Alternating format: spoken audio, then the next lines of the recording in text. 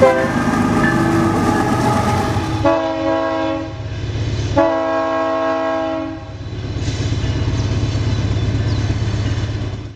pessoal do Ferrovia Minas Rio, muito bom dia a todos, tudo bem com vocês?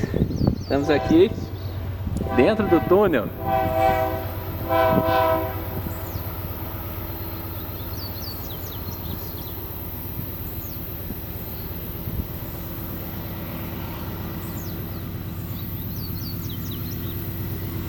E o trenzão tá chegando aí, ó. Cumprimentou nossos amigos ali na frente, o Elton com o Otávio, e agora tá chegando aqui pra nós. Então vamos acompanhar a passagem do trenzão. Estamos dentro do túnel de novo.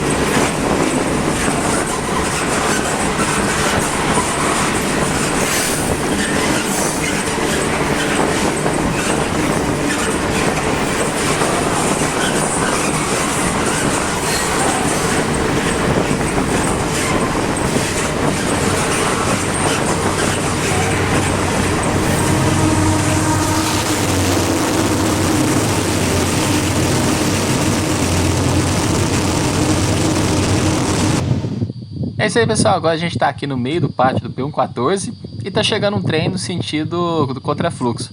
A gente está achando que é o trem W. Será que é? Vamos acompanhar.